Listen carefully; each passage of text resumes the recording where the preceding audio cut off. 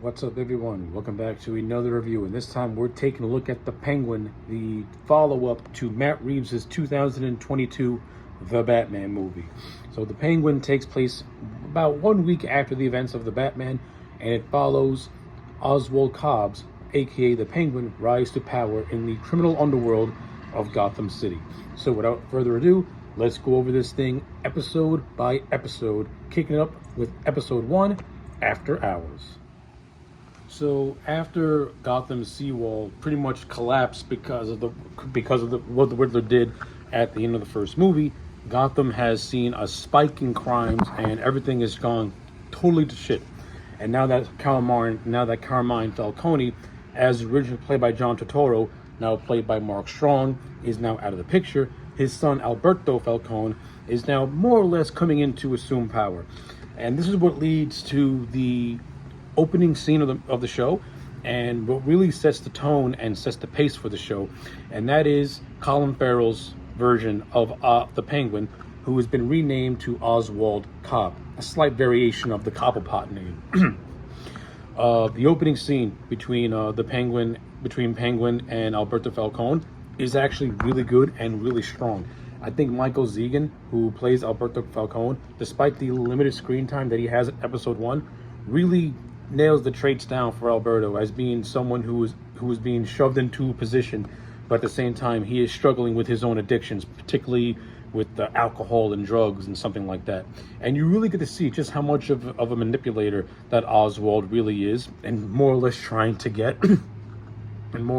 to weasel his way in with Alberto Falcone.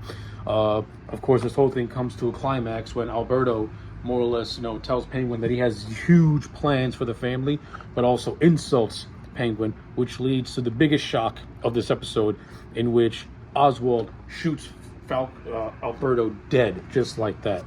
Now, I'm of two minds about this. Number one, it's a good, strong start for the show, and it pretty much sets the tone that expect the unexpected, because some stuff's going to go down.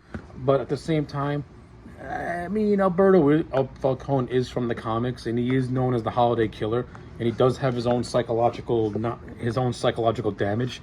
So I'm of two minds about it. I think I'm okay with Alberto being killed off, but I wouldn't have done it so soon. I would have maybe waited until maybe midway through the season to do something like that. But as a tone setter for the first episode and what's to come, specifically with his sister Sophia being established also in this episode, it's a strong start. I'll give it that. I'm going to give it a pass, especially since you watch this episode and you see how the characters are reacting to it. It's going to play a major role in one of the characters' psychological downfall. So that's all cool. But to me, one of the biggest highlights of this episode is the interactions between Penguin and this street punk by the name of Victor, who Penguin catches while he and a bunch of other kids are trying to pretty much steal the rims off Penguin's car. The relationship between Penguin and Victor is actually really good, and it comes across as like a twisted mentorship. You can see throughout the course of this episode that Oz, I'll call him Oz, develops a liking for this kid and wants to take him under his wing, so to speak, and more or less, sees himself in him. So I like it. The scenes with them are actually really, really good and have a nice dark sense of humor to them, especially since Victor is on edge and thinks that Penguin's going to off him at any second. It's funny. It has a nice dark comedy to it. So that stuff was good. Other takeaways, of course, you have Christine Miliolati. I can't pronounce her last name. She plays Sophia Falcone. Now, if you're familiar with the Batman comic book, specifically the story arc as Dark Victory, Sophia comes into play after the death of her father, and assumes the mantle of a serial killer by the name of the Hangman. And the show makes reference to that. It makes reference to Sophia being the Hangman, and it takes the direction of her recently being discharged from Arkham.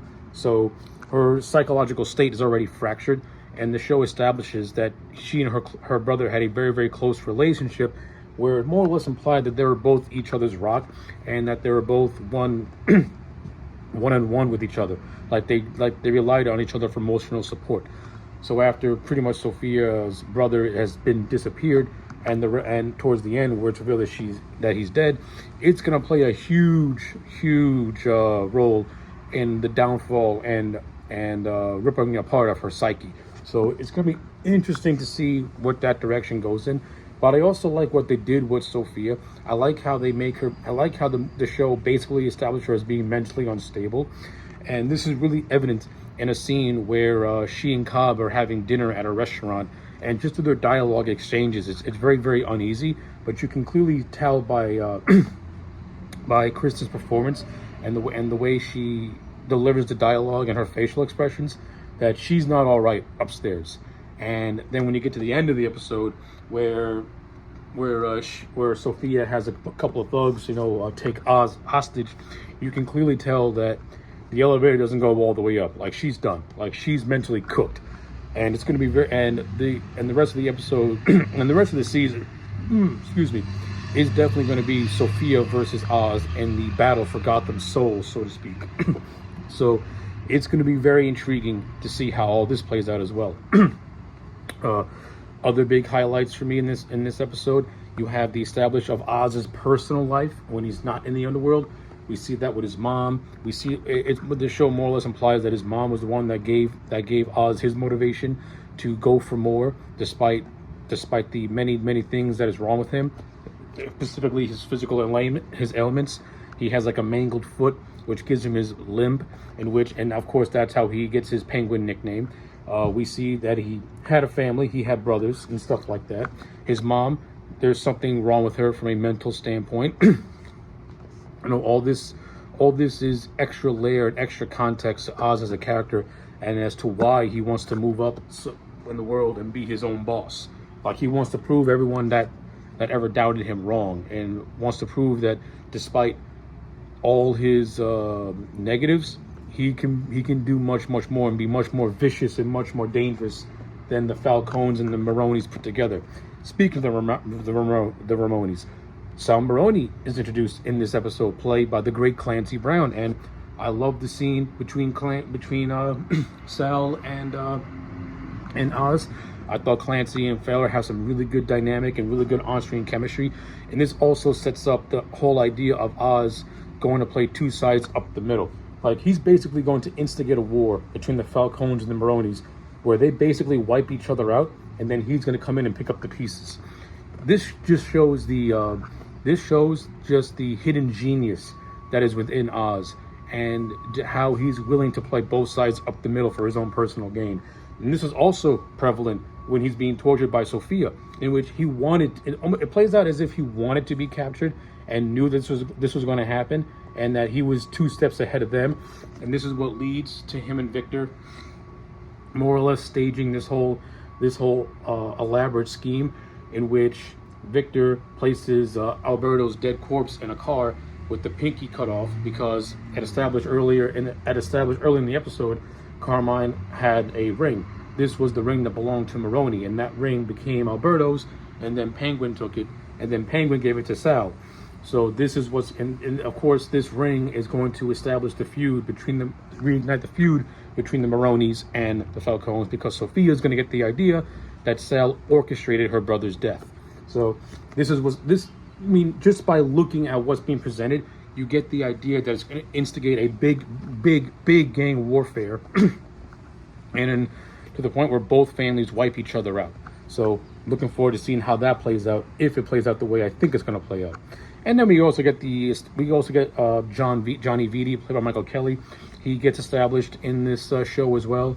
I don't know what they're going to do with him, but he's from the comics also. He's heavily a member of the Falcone family. So he's more or less assuming operations as head of the family now. So so you kind of get the idea that Oz has got plans for him, because Oz presents an idea of doing something grand, and Vitti shuts it down, wanting to move operations to a smaller part of town in which half their business is going to go away, which does not sit well with Oz, because he wants big plans, not small plans. So it's going to be interesting to see how Oz handles him. And also, like I said, it's going to be interesting how Alberto's death further erodes Sophia's mental stability. All this stuff was set up perfectly in this first episode. So yeah, I don't have a whole lot of complaints. I like the first episode. It really sets a tone for the show. I like Craig Zobel's directing. He really gives it like grounded realism. That is a perfect just blend from what Matt Reeves did in his movie. That that style and tone bleeds in perfectly with this one. But this one takes a more grounded, Godfather-esque like approach, and you can see a lot of the parallels with that, especially with Penguin. You know, someone small time wanted to be big time. So, and how that plays out throughout the course of the show, well, it's all going to lead to Penguin becoming the true kingpin of Gotham's criminal underworld. Getting there is going to be the fun part. And this first episode was a good first strong showing. Episode 2, Inside Man. Okay, so let's try and make this, let's try and recap this as fast as we can. The partnership between Oz and Maroni goes in full swing as Maroni allows Oz to work on a Falcone shipment that his men eventually take over. So that was actually a well done scene, and that is actually really got some good suspense to it. So I like that. We get more development into Sophia's psyche, in which she starts to have these anxiety attacks, these panic attacks and hallucinations of her being in Arkham and her dead brother. And this is told to us with her sessions with a therapist, played by Theo Rossi. This is also good stuff. You're going down the psychological route with Sophia, in which her mind is becoming more and more fractured as the series goes on. So that stuff's also really, really well done and very, very interesting as well too. You still got the stuff with Oz and Vic and their budding friendship and mentorship. I like the stuff with these two, and I also like how I also like the ending where Vic was supposed to do something for Oz, but he chickened out. So basically Oz is trying to frame Johnny Vitti, who has been sleeping around with Luca Falcone, who is the brother of Carmine Falcone. Luca Falcone is now in charge of the Falcone crime family. And he does this by presenting a bunch of photos to Maroni's wife, Nadia. Now, Nadia wants something for herself. So she wants Oz to bring back one of their soldiers. And if Oz can do that, then we'll see what happens with the Johnny Vitti stuff. Because right now, Nadia has control of those photos. So you get to Alberto's funeral. And this is where Oz and Vic concoct a plan to try and frame Johnny Vitti and eliminate him from the picture. Now, as the last half of the episode goes on, the plan kind of goes all the wire since Vic chickened out at the last minute. So Oz more or less has to think on his feet. So what Oz does is that he takes a switchblade, he kills the guy he's supposed to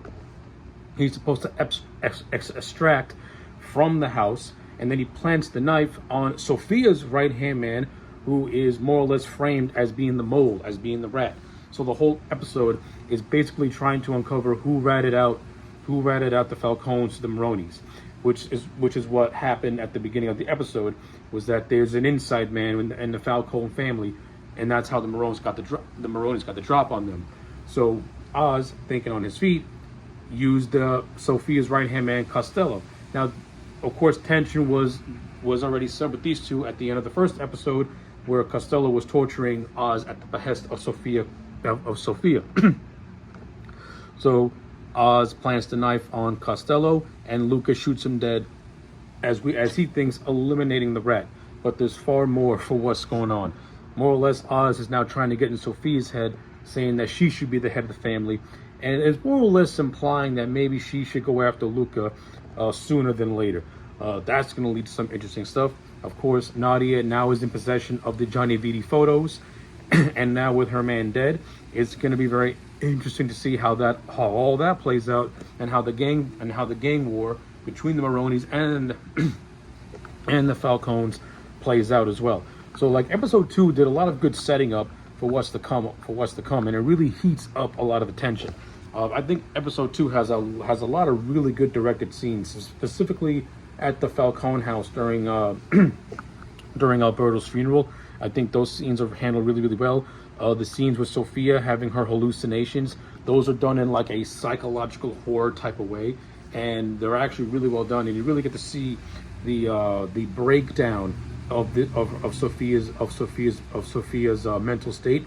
And Kristen Milioti is putting on a really good and solid performance. She really is giving herself into this role.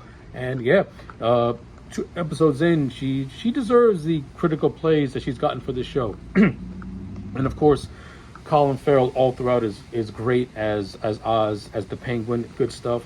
Seeing his mafia side and his human side.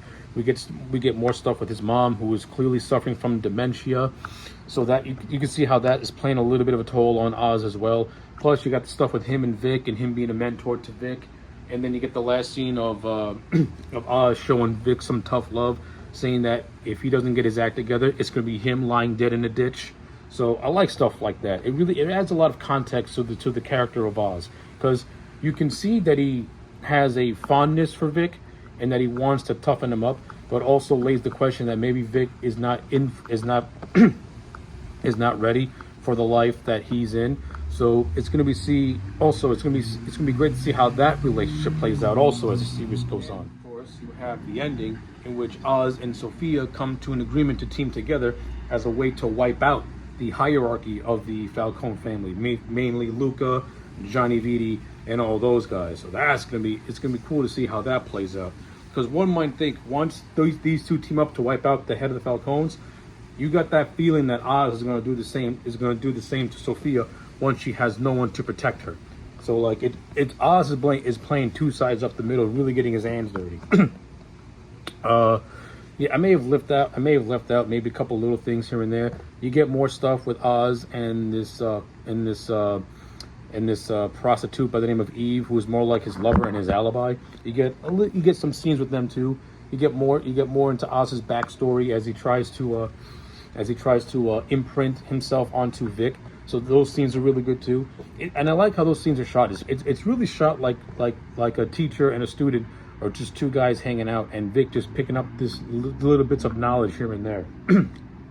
Like I said, I really like the scenes with these two. Like Vic gives Oz an extra layer of humanity, and I like it. It's good stuff. So yeah, that's episode 2. Another really strong addition to the show. Episode 3, Bliss. Well, it gives us the origin for the character of Victor Aguilera. So basically, on the night that the Gotham seawall exploded, Victor was, having some conversations with his parents and hanging out with his girlfriend on the rooftop. While all this was going down, the Gotham seawall exploded, and unfortunately, the flooding killed his parents and more or less left Victor homeless. Now we flash forward to current events and everything that's going down with Oz and Sophia. So basically, Oz and Sophia, their team up is to get this drug by the name of Bliss out into the open. Now, Bliss is a drug that was being used on patients in Arkham, and it more or less makes them very docile. And Sophia has a knowledge of this since she was incarcerated in Arkham. So basically, the majority of this episode is Sophia and Oz trying to get distribution any way they can, and they do this by pretty much forming an alliance with another gang as a way to form a base of operations, if you will. Basically, this episode is more or less about Oz and Sophia trying to get their feet in the game, so to speak. But the more interesting stuff to me is the stuff that goes on with Vic and the conflict that he's having. Does he want to continue to go down the path he's going to with the Penguin, or does he want to leave it all behind and start anew with his girlfriend? And and what makes this episode one of the best so far is that it explores this in a very interesting way. And not only does it explore it in a very interesting way, you get more stuff with Penguin and with Oz and Victor, and their bond is starting to feel like a twisted version of a father and son relationship. And this is very prevalent when they're having a lunch scene, basically. And you really get a nice insight into these two characters and the bond that is growing between these two. Like, you can tell that Oz has a you can tell that Oz sees a lot of potential in Victor, And you can also see that he's starting to view him almost like a son a little bit. And I like it. It really adds a extra layer to Oz. Like he's this violent son of a bitch. But when his human side does come out, you can see the vulnerability that's inside of him. And you can see that he does have the ability to care. And I like it. Like it again, it adds another extra layer to Oz, and he kind of comes across a little bit as an anti-hero, so to speak. Like he's still a villain, but he's doing but it kind of feels like an anti-hero, anti-villain, however you want to call it. So I like all that stuff. I also like the scene where they finally meet in the bathroom of a club after Vic was suffering from a PTSD moment while he's handing out the Bliss drug. He starts to get flashbacks of the explosion, his family being killed, and it starts to really screw with his head. This leads to the best scene, the best scene in the episode, where Oz confronts Vic, and Vic more or less wanting to get out of the trade. And this leads to a very heated conversation between these two. And you can tell by the way Colin Farrell performs this scene, he's playing Oswald as a father whose heart's being broken by his son, but he's trying hard to hide it. I love it. It's great. It adds so much to these two's relationship. And then when you get to the ending, with Victor choosing to not want to go with his girlfriend and ends up helping Oz, you can see that Victor's in this world fully, and that and that he and Oz, they're going to be in it to the very end. Great stuff. Like the stuff with Victor and his relationship with Oz, that's the best part of this episode. I mean, the stuff with Sophia is good too. Her and Oz have a nice little conversation also, where their history gets more explored a little bit, and it's revealed that Oz had a hand in sending and Sophia going to Arkham. But you can also get a sense in the scene that he has some regret to that, but at the same time he doesn't fully embrace that regret, because he was able to get things out of it. But you can also get the sense that it did hurt him in a bit, because he and Sophia had they had a special kinship, if you will. But at the same time, Sophia has no problem downplaying Oz. So you can, and as we know, when you disrespect Oz, especially when you disrespect him in front of others, he has no problem getting in your face.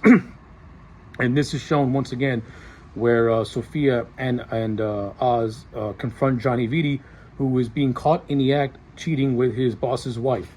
And Vitti opens his mouth, and let's just say Oz does not hesitate to kind of say, hey, listen, you keep doing what you're doing and you ain't gonna like what happens next. That's good stuff too. And of course you get the whole ending, of course you get the whole ending of the episode with Sal Maroni's wife confronting Oz, pretty much saying that he's a two-time son of a bitch, and now he's gonna get what's coming to him. This of course is what leads to Victor saving the day and Ian Haas driving away. So yeah, episode 3. The stuff with Victor was very strong. The ending was great. I love the dynamics with him and Oz. It's really starting to grow and blossom. I like the flashback scenes with Victor's family. You get a good sense that he comes from a good home. And he does hang out with a shaky crowd. But he also has a girlfriend that actually loves him too. But he chooses to go down the road that he's in, because Oz is showing him the life that he can never obtain through the American dream. He's going for the twisted version of the American dream. So it's great stuff. I can't wait to see how Victor's arc comes to an end as the series draws to a near. So yeah, good stuff. And the stuff with Sophia was okay too. The stuff with them going to different rival gangs for them to get some muscle, that stuff is okay too. And the further tension between Oz and Sophia also has got some good building. So yeah, episode 3, once again, very, very solid. Episode 4, Shintani, which gives exploration into Sophia Falcone's backstory and fills in the gaps that pretty much leads to her incarceration in Arkham Asylum up into her release. Alright, so overall I thought episode 4 was very solid and actually really good. I've never really been a fan of flashback episodes coming towards the end of seasons, because I think it kind of slows the pacing down. Now, how I would have done episode 3, I would have rotated 3 and 4, so that way the show could have a much better progression. But But looking at this episode in isolation, it's really good. Like, it's very, very good. We get, like I said, we get exploration into Sophia's backstory. We see the interactions that she has with her father, played by Mark Strong. I thought Mark Strong did a hell of a job at playing a younger version of Carmine Falcone, who was originally played by John Turturro in the film. I think Mark Strong plays Falcone with a little bit more subtle sinisterness to him, because a lot of the scenes that Mark Strong has when he's talking to Sophia, they come across as very uneasy, and he gives the impression that he is hiding something from her, and it's good stuff. Like, Mark Strong has always been a fantastic actor, and this one episode that he's in, it shows just how good of an actor he really is. Like, he played it perfectly. Like, all the scenes that he's in, you can feel that he has a love for his kids, but at the same time, you also see that sinisterness that he has also. It's good stuff. As for Kristen Mililonti, who gets a chance to fully dive into the character of Sophia, hey, she stood out. She was a standout. She was really, really good. I like seeing Sophia, as like the innocence of the Falcone family. But then as this episode progresses and she starts to be accused of being the hangman, which is a serial killer who kills women, then her entire psyche goes to erode. And we finally see what led to her dad sending her into Arkham Asylum. So basically, during a luncheon, Sophia is confronted by a reporter by the name of Summer Gleason. To you Batman fans, Summer Gleason is a character that was first established in the Batman animated show from the 90s. She could have been from the comics, I'm not really sure. I've always known her from the 90s cartoon. So that's a nice little fan servicey thing for that. That's a nice little fan servicey thing. But basically, Summer Gleason is trying to figure out who the hangman is and trying to piece all these victims together. And she pretty much comes to Sophia Falcone for help, under the suspicion that everything could go back to her father. Now, after Gleason and Sophia have this little meeting, Sophia dismisses her. Of course, Oz is with her the entire time, since this is a flashback to 10 years prior. He's Sophia's driver. And we learn that it was actually Oz who ratted out Sophia to her dad, hence why she got locked up in Arkham Asylum. And what makes this episode stand out is all the abuse and all just the mental torture that she went through while in the asylum. She went through psychological abuse. She went through torture. She was placed next to a cellmate by the name of Magpie, who is a character from the comics. She gets assaulted by an inmate who was left unchained while all the inmates were in mess hall. Like, they did everything they can to pretty much. They did everything they can to break her mentally, and of course it's the revelation that the doctor by the name of Ventress was in her father's back pocket, and he was more or less trying to get Sophia to embrace her evil inner side, so that way she can never leave Arkham, which she eventually does when she brutally attacks two of her inmates. She attacks the girl that assaulted her in the luncheon, and she also attacks Magpie. So yeah, Sophia's inner demons are coming out. All the while, we get the development between her therapist Julian Rush, who was introduced earlier in the season, played by Theo Rossi. So they have some decent scenes together. I kind of like that a lot. I don't know, for some reason, to me, the show was kind of playing them up as having some sexual tension or something like that. But the show also presents the idea that Rush liked having the power that he had in Arkham and stuff like that. Now, you can play as two minds. You can play it as Rush, as Sophia trying to get into Rush's head, or maybe Rush did get some twisted pleasure out of seeing the stuff he saw at Arkham. I think the show is going to leave it open-ended, but it's definitely something that's going to be explored later on as this thing comes to a close. But really, the biggest takeaway of this episode is that it picks up after the events of episode 3, with Sophia calling her doctor and her doctor pretty much giving her some shelter. But the entire climax of the episode is what really starts to put everything all into motion. So Sophia makes an unwanted appearance at the Falcone house. Pretty much says her piece about how the only person that ever cared for her or tried to help her was her brother, while all the hierarchy just discarded her like a piece of garbage. This is what leads to her having a very chilling moment with her niece when she takes her into the greenhouse of the compound. And then after waking up in the middle of the let's say early morning sunrise, she lets out a poisonous gas that basically kills everybody in the house except for Johnny Vitti. Sophia is diabolical. Sophia has just wiped out nearly the entire Falcone family, and the only ones who are still standing are Sophia and Johnny Vitti. So now that the Falcones are almost done, you still got the Maronis you got to deal with as the season progresses too, and the stuff that's going on with Oz. So in terms of a origin story for Sophia, I like it a lot. It plays into her psychological breakdown. It further implements that she is the Hangman, which if you read Batman Dark Victory, Sophia Falcone is the Hangman. But I kind of like the mystery that they're going with as they're trying to pin it on Carmine a little bit. So I like it. I liked episode 4 in isolation.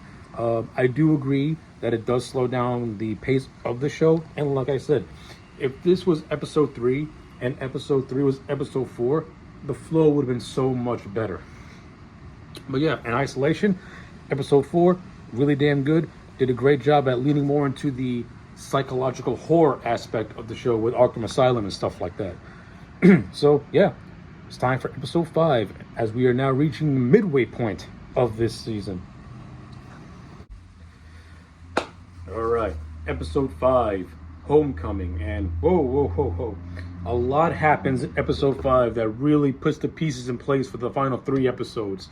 So, to give a brief rundown, Oz, in order to get ahead of the war between the Falcones and the Maronis, he orchestrates the kidnapping of Sal's son, Taj. This, of course, is what leads the Sal's wife, Sophia, to pretty much brokering an exchange where she gives the mushrooms to Oz in exchange for her son. And of course, this leads to a great ending for these two, where Oz sets them both on fire after Nadia plans a botched ambush on Oz. He pretty much burns the mother and son alive. A great scene, and it just shows just how just twisted and vicious Oz can be when he has the upper hand on you. So, good stuff. You also have this nice little side quest with Victor, as he's more or less responsible for making sure Oz's mom is safe. And he does this by taking her to his old neighborhood, which is in complete ruins since the seawall burst in the film. They, of course, are taking refuge in his friend Calvin's house. Calvin is the one who was killed in episode 1. So, yes, some good stuff. And, of course, they're seen by the Squid, who is the cousin of Calvin. So it's going to be very interesting to see how that little thing is going to play out as well. Now, on the other side, we've got the stuff with Sophia. And the stuff with Sophia is getting very, very interesting. So, after a return cameo from Chief Bach from the Batman movie, Chief Bach is the cop that took over after the other cop was killed by the Riddler. He has a nice little appearance, and he pretty much has suspicions as to how Sophia is the survivor of everyone getting gassed, and how Johnny Vitti is suspiciously missing. Of course, we come to find out that Sophia is keeping Johnny hostage in the Falcone mausoleum, and more or less, Vitti gives Sophia some interesting information. So, according to Vitti, the night that Sophia's mom was killed, she was planning to leave Carmine and take the kids with her, and Vitti was the one that was going to bring her to refuge. Now, of course, this didn't happen because Carmine killed his wife. And this is what leads Sophia to pretty much take over the family and mold it in her own image. And she does this by taking the maiden name of her mother, which is Gigante. Now, of course, if you're familiar with the Batman comic books, that was the mother's maiden name. Her real name was Gigante.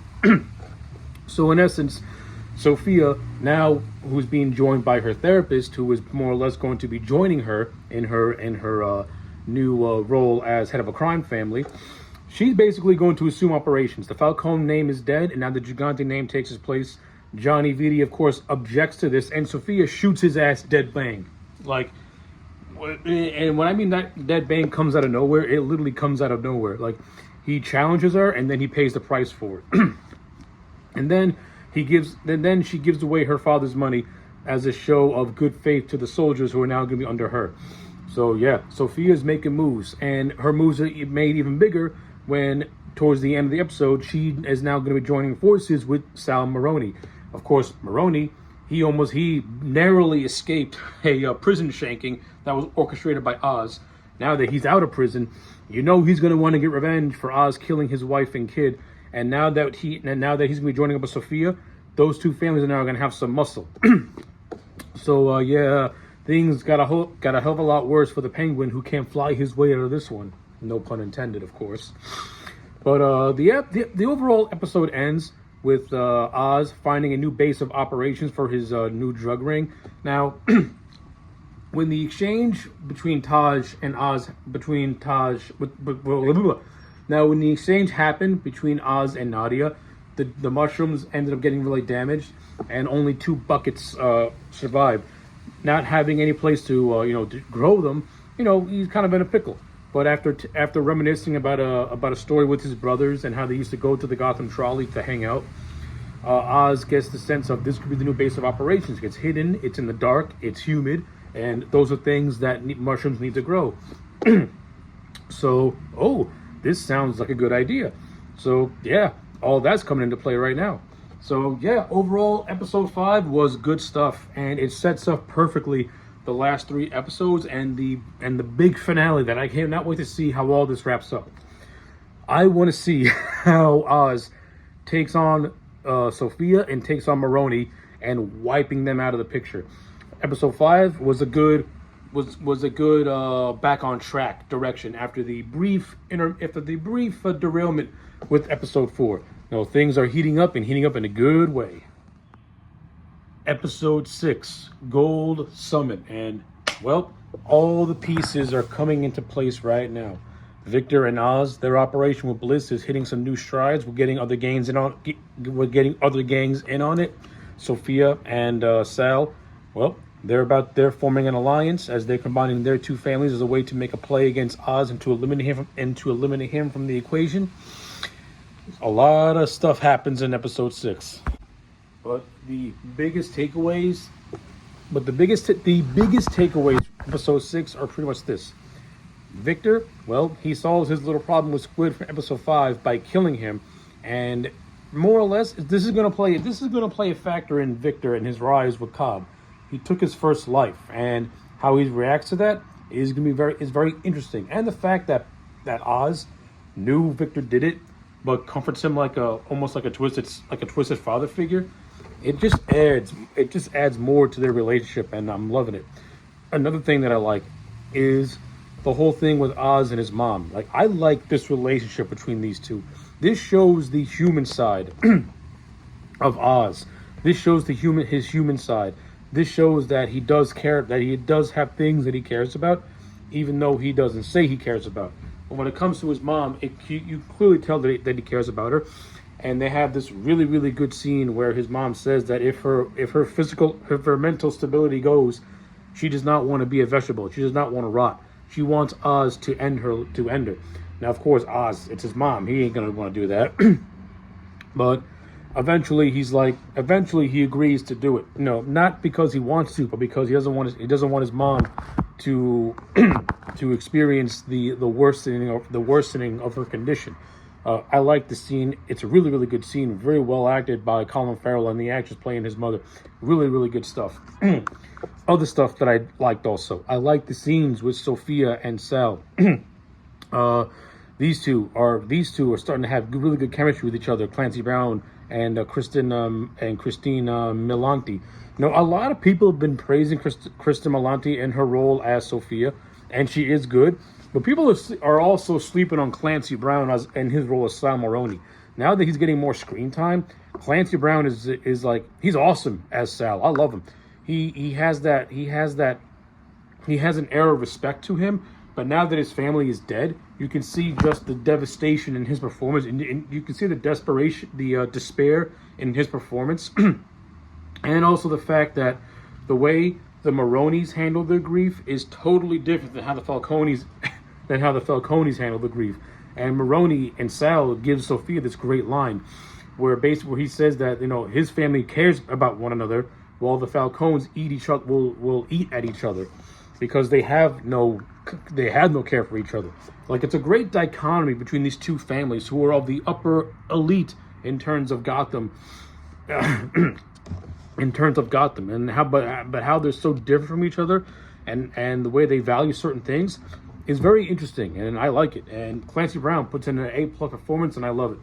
The stuff with Sophia is also really good. So basically, as a way to make moves against Oz, they're slowly starting to take out his cornermen and use them as a warning shot. And now Sophia is going on her own little mission to try and find out where he's hiding. This all culminates where he goes to Eve's house. As we all know, Eve is Oz's lover. And after an intense conversation, Sophia spares Eve, and then Eve gives up Oz, giving her the location of them being in Crown Point. So, and as we see at the end of the episode, it's going to get interesting, because Sophia finds Mom and finds Victor, and it was mentioned in this episode that Sophia never knew that Oz's mom was still alive. So seeing his mom alive, it's gonna add something big's gonna go down in episode 7, and I want to see what goes down. Now, when it comes to Oz's whole story in this episode is to try and get all the gangs together, so that way they can take over Gotham, and they can eliminate the problems of Sophia and Sal. And this all culminates in a great scene where Oz gives these guys a resounding speech. And he makes the comparison about how they do all the dirty work, while those above them don't even know who they are and don't even give them only table scraps if they're lucky. This is what convinces these low-level gangsters to join Oz to be the big, powerful force in Gotham. The scene was great. Colin Farrell's performance given this speech was A+. The man deserves an Emmy just for this episode alone, because he absolutely rocked it with the emotion. The stuff with the mom was well done, very tender and very subtle, and the whole speech he gives was like this twisted speech that an army general would give to his troops before marching into battle. Great stuff. So yeah, I have very few other things. Oh yeah, and also as I had predicted, there is a sexual thing going on with Sophia and her therapist, as they're into the kinky stuff, and I'm just gonna leave it at that. So yeah, episode 6 sets up everything for the last 2 episodes of the miniseries. The penultimate episode, episode 7, Top Hat. A lot to unpack with this one, so let's break it down as quick and easy as we can. The episode starts off with flashbacks to a young Oswald and his 3 brothers, and we finally learn what happened to Oswald's brothers. So, to make a long story short, Oswald is jealous that his mom shows his 2 brothers affection, so while they're doing a little bit of a run and getting some money from a gangster by the name of Rex Calabrese, the 3 brothers decide to play hide and seek in the trolley that Oz had showed Victor earlier. Now, mind you, it's also raining really heavily outside. So, knowing that their brother has a disability and has a bum leg, they decide to hide in a drainage compartment. Oz, not liking the fact that they did that to him, pretty much shuts the door on them, and basically his brothers drown. So Oz, whether it was directly or indirectly, killed his 2 brothers, and since then they have not been seen ever. Then we go to the present time, and more or less everything is getting set up. So Sophia has got Oz's mom, Frances, in captivity at the mansion. They have a very interesting scene together, where Frances tells Sophia that no matter whether she changes her name or does whatever, she's always going to be in the shadow of her father, Carmine. So and the scene between these two is actually really well done and really well out and really well acted between the two. And this is what leads Sophia to get her therapist to talk to Frances while she goes and deals with another issue. That issue being her young niece, who may rat her out as she discovered the mask that Sophia had the night she killed the Falcone family, the night she killed the Falcone family. And they have a very intense, a little bit of an intense scene as well too. That was also pretty well done.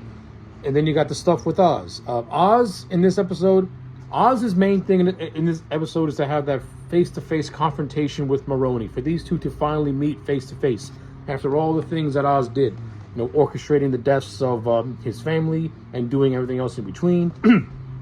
They get their battle in the underground trolley. And, well, let's just say, to me, I thought it was disappointing because Maroni has a heart attack. In the middle of the fight, Maroni has a heart attack. I mean, you could have at least had Oz shoot him or something. Instead, the guy has a heart attack, and it feels like an empty win for Oz. Like, I don't know. I'm up two sides about that. I love the scenes between Clancy Brown and Colin Farrell. These two have got excellent chemistry with each other as these characters, and every scene that they're in, I can't keep my eyes off them because their dialogue exchanges are always so intense. But I think the end of Maroni's arc is a little empty for me. Kind of makes because it makes Oz getting the win feel empty. But maybe that's what they're going for. Like, he'll take anything as a win. So, all right, I guess. But the biggest takeaway is the ending of the episode and what sets up the series finale. So basically, Sophia sends a car into the hideout. Oz is thinking that his dead mom's in this car, but it ends up being a bunch of explosives. So while Oz escapes, the whole thing goes up, his crew goes down, and his lab gets defeated. Oz escaped through the same drainage tunnel that his brothers died in, and then he gets apprehended by a cop that Sophia was working with earlier on in the who she was working with earlier on in the show.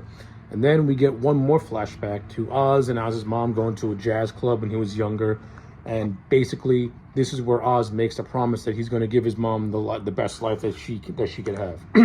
So yeah, to me, episode 7 did a relatively decent job at wrapping up the Maroni stuff.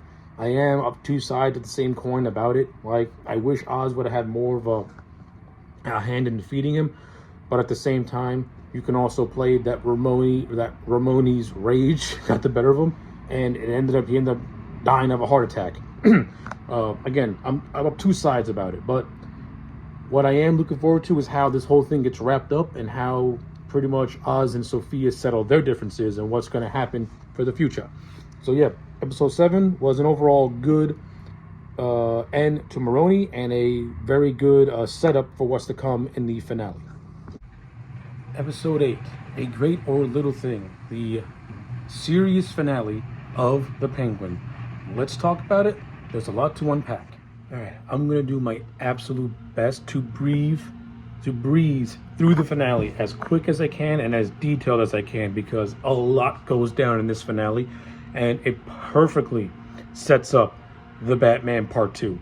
So the episode opens up with Julian Day, putting Frances, the Penguin's mom, in a transic state where he can pretty much get into her head, and it's revealed through this form of therapy that Frances knew all along that Oz killed her sons and forever hated him for it, and rightfully so.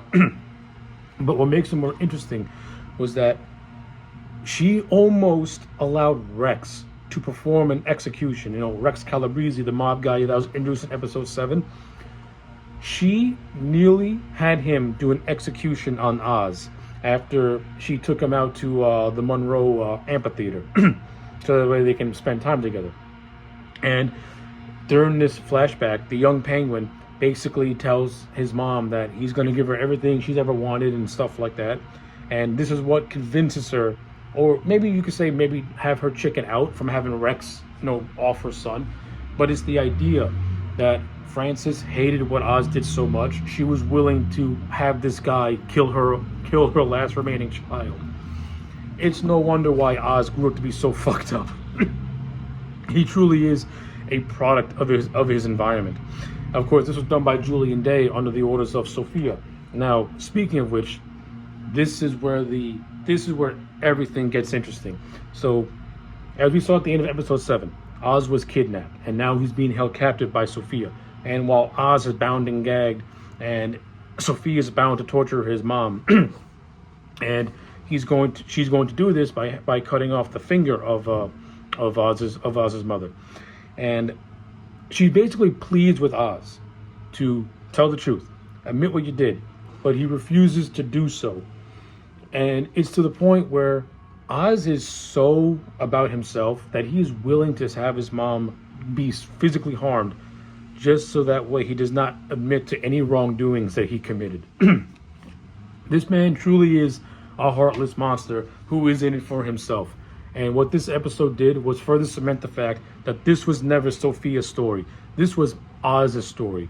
The finale recontextualizes the whole miniseries as Oz being the one that was always in control and manipulated every single event to get what he wanted. I mean, you could predict that when you've watched the series, but as it really goes through, and what Oz ends up doing in episode 8, it just further illustrates the fact that the man has an intelligence that people always underestimate. He is smarter than how people think he is. That's why he's always 2 to 3 steps ahead of the game. But anyway, eventually Oz breaks through from his confinement. He chases down Julian and Sophia, but to no avail. This is what causes him to bring his mom to the hospital. Now, during the scuffle, Oz's mom actually stabbed him with a broken beer bottle. This is what leads him to go to the hospital, where Oz, with the help of Victor, helps gets himself stitched up, and and now his mom is in the hospital and stuff like that. But that I'll touch on that later, because Oz does some interesting shit, some fucked up shit happens with Oz's mom. But this leads to the best scene in this entire episode. That's the scene where Oz goes to City Hall and talks to the councilman who he persuaded to put the lights on at Crown Point. And what I like about this is that we see Oz in the mayoral chambers of City Hall, which is a awesome reference to the storylines of Penguin always becoming a mayor, like in the Batman 66 and in Batman Returns. We get a nice little hint of that here.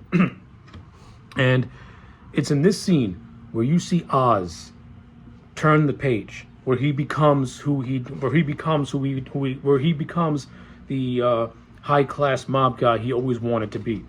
Through this councilman, he pretty much rewrites history. He rewrites the events of what happened with the Bliss and the old underground drug lab. He puts the blame on Sal, and he makes it look like it was Sal who killed Alberto. It was Sal who instigated the war with the Falcones. And we already know that Sophia was the one who blew up the lab, but he said that was Sal's lab. Everything was about the Maronis versus the Falcones. Oz paints the picture of this gang war being about the Maronis and the Falcones, something that he instigated, but he puts the blame on them. Because the councilman said, if Oz wants to have any political power, he has to have his hands clean. This is where we get that first instance of the Penguin being the one who does not get his hands dirty most of the time. He shifts the blame onto others so that way he can reap the benefits. This is where we see the true rise of Oswald Cobblepot, the Penguin, the high class, the man who thinks of himself as a high society gangster when he's really just a monster in disguise. This scene was absolutely brilliant. Loved every minute of it. Colin Farrell's acting is superb. And now we go back to the hospital, in which it's revealed that Francis is in a vegetative state. And I like Colin Farrell's performance in this scene as well. You can really see that he's, the anger within him and how he's upset about it. And he has Victor there to comfort him. By the way, Victor does have a pretty nice scene where he tries to give a rallying speech that's similar to Oz, but he gets shut down very quickly. But I'm going to touch on Victor in just a little bit because, oh yeah, let's just get right into it. the final moments of this episode is where everything hits the fan. All right. So before Oz goes to the hospital and to see his mom in a vegetative state, with the help of Victor, with the help of Victor, he's able to get Sophia, and he pretty much is going to do a hit on her, but he ends up leaving her for the police. Again, this all goes back to the whole City Hall conversation that he had with the councilman, that if that Oz can't get his hands dirty if he wants to be in bed with the politicians. He basically sets up Sophia to take the fall for everything. And again, when you watch the season, Oz was playing with Sophia the entire time. He basically convinced her to do almost everything that she did. So, and not only that, you use the whole idea of her already being a psycho to begin with because she was in Arkham because of her dad. So Sophia was already no one trusts her to begin with, and she was the one who blew up the lab. This is great. This further illustrates the just cold-hearted intelligence that the Penguin has and just how ruthless he is. Like, he don't care. He will put the blame on anyone just to get what he wants.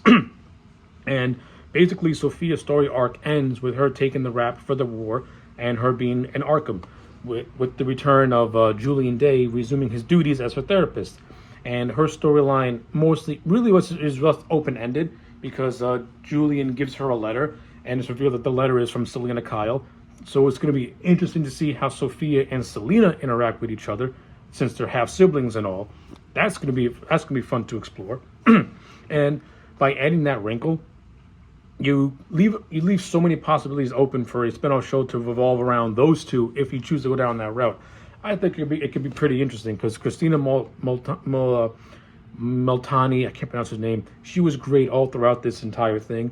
So seeing that her character is left alive and in Arkham opens up a lot of possibilities, especially when you factor in the whole Catwoman, the Catwoman thing. So enough about that. Let's go to what really matters. So the hospital scene happens. Oz's mom's in a vegetative state. He's never going to get that assurance he's always craved from her and never got. So we get to the scene. Victor and Oz, they're in the park. They're talking. Victor tells Oz that the whole events of this thing, they grew close together, and Victor considered him to be family. You can see in Oz's facial reactions and how his demeanor completely changes. And this is the brilliance of Colin Farrell's performance. It's almost as if that family triggered the homicidal rage or psychopathic tendencies within him, and he gives Victor a false sense of security, and then he kills him. And he doesn't just kill him, he strangles him to death. And while he's strangling him to death, you can see that the remorse that he's feeling, but you can also see that he has a glee in his eye. He has a twisted smile while he's doing it. Like, it's disturbing. Like normally deaths and stuff are not disturbing, but the way Oz killed Victor and the way the scene was shot, directed, and acted, like, it's legitimately disturbing. And it further reinstates that Penguin never really cared about Victor. He only cared what he can get out of Victor. And this recontextualizes the whole thing with Oz as a character and Victor as a character. It recontextualizes that the Penguin was always a monster and that he was just using people.